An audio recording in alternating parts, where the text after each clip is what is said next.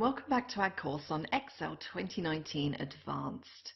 In this section we're going to start to look at tables, and if you've not come across tables in Excel before, you might be a little mystified as to why we have tables at all in Excel, as Excel data by nature is in tabular form. But the advantage we have when we work with tables is that we identify a range of cells on a worksheet as a table, and that gives us additional features and functionality. The additional features include the ability to be able to style a table using standard styles, or indeed modifying them to a style you need. And then amongst the additional functionality you get are the ability to filter on columns to very easily be able to change the number of rows and columns, and do things like auto totaling of columns. Now in this first section I'm going to show you how to create tables from existing ranges on worksheets, and also introduce you to some of the features and functionality. Now if all you want to do is create a table, if you click on the Insert tab and Table, this brings up a little Create Table dialog, and by default when you have no selection when you do this, a table will be created in the single cell A1, which isn't really going to be a lot of use to us. So let's select a range on the worksheet. So I'm going to select A1 to H17. I'm going to select my table has headers and click OK. And now I have a table created. Each of the columns has a header, so you can see there column 1, column 2, column 3, etc.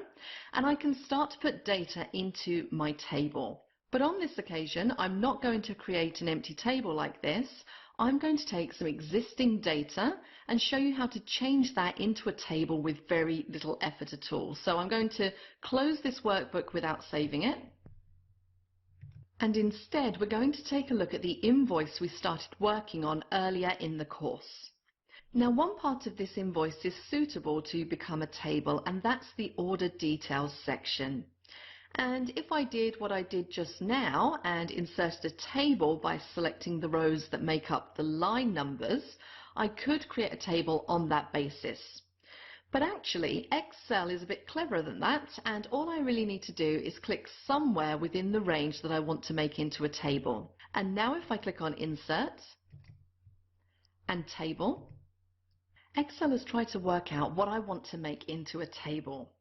Now if you look at the marching ants there, you can see it's got B6 to H11, which is a pretty good try at that table. Notice that it hasn't included the totals row, and in fact I could include that if I wanted to, but I'm going to cover that in just a moment, so I'm going to stick with what Excel has worked out for me. And now I have my table. And notice that while you see it's kind of greyed out there, and note also the row numbers on the left which are highlighted 6 to 11, whilst the table is selected you'll see the Table Tools Design tab up there on the ribbon, and I'm going to look at some of the functions on the Design tab a little bit later on in this section, but for the moment let's just look at the table itself.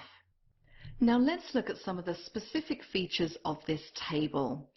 First of all, in the header row there is a filter drop down on each column, so if I only wanted to show items with a 10% discount, I can select the drop down, deselect everything and just select 10%.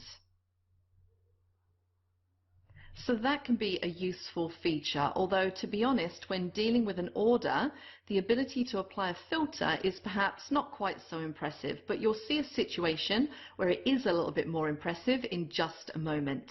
Now I mentioned just now the Table Tools Design tab. Let's click inside the table and look at some of the features on that tab.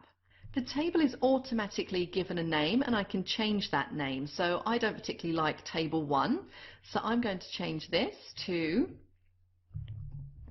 Order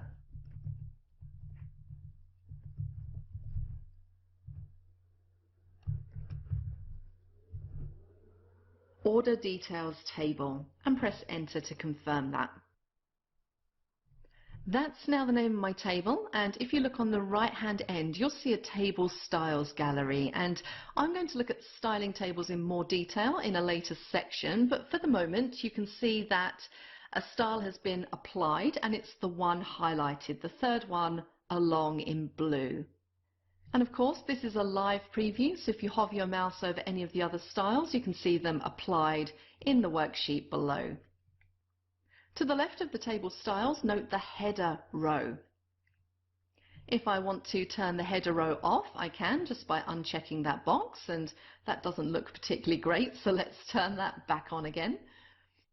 I also have banded rows. That determines whether the style is banded rows or not, and sometimes banded rows make it easier to read across a table. You can, if you want to, have banded columns as well. Can get a little bit complicated if you turn those on also, so let's turn those off.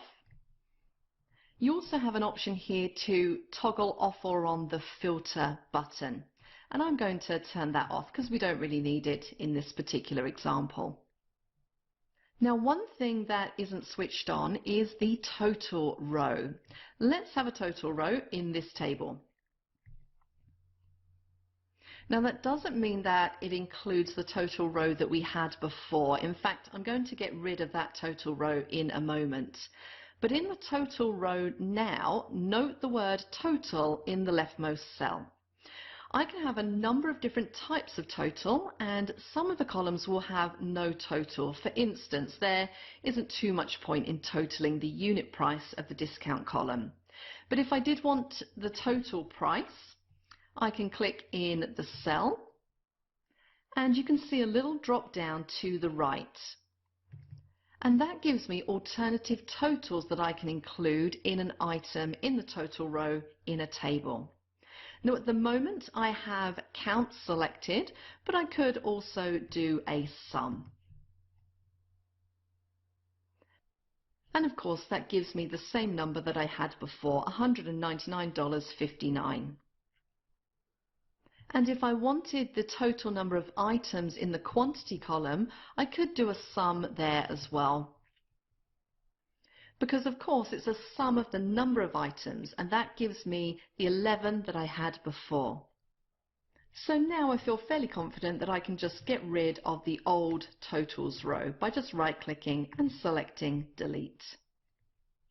Okay, I'd just like to change the table style a little bit because it's not really apparent to me just looking at that table that the totals row is part of the table. So let me click on the drop down in the table styles gallery and select one that includes a totals row. One other thing to point out here is you notice the column headers on the Excel sheet, so A, B, C, D, etc. And you notice the column headings in the table. If you have a very long table, what can happen is that the header can disappear and all you see is B, C, D, E, F. But actually that's not what happens at all, and what actually happens is pretty clever. So let me scroll down here. Watch carefully and you'll see that the B, C, D, E column headers have been replaced by the actual names of the columns within the table until of course I scroll back down again. So that's a pretty good feature as well. Now one of the things to point out about tables is that you generally use tables when each row represents a record of something, which in this case is a line item. So when we're dealing with tables, we're dealing with ranges where each row in the range is some sort of record. Apart from, of course, potentially the top row, the header row, and the bottom row where we have the totals row. Now there is another candidate for a table in this workbook, and that's the catalogue. So let's jump across to the catalogue sheet, and I've selected a cell within the catalogue. I'm going to go up to Insert and select Table.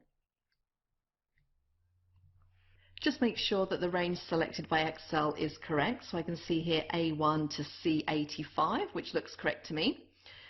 Select my table has headers and then click on OK. So I'm just going to do the same thing and change the name on the Design tab here. So instead of Table 2, we're going to have Parts Catalogue. And press Enter. With this table, of course, the filter is a lot more useful. So if I wanted to find out which items we sell that cost more than $20, I can click on the filter drop down, go to Number Filters, greater than, and I'm going to say $20, and click OK. And the filter tells me that we just have one item, combination padlocks. And another useful feature here is the remove duplicates, because if you have data in a table, then you can remove duplicate rows very easily. So you'll find remove duplicates on the data ribbon and remove duplicates in the data tools group.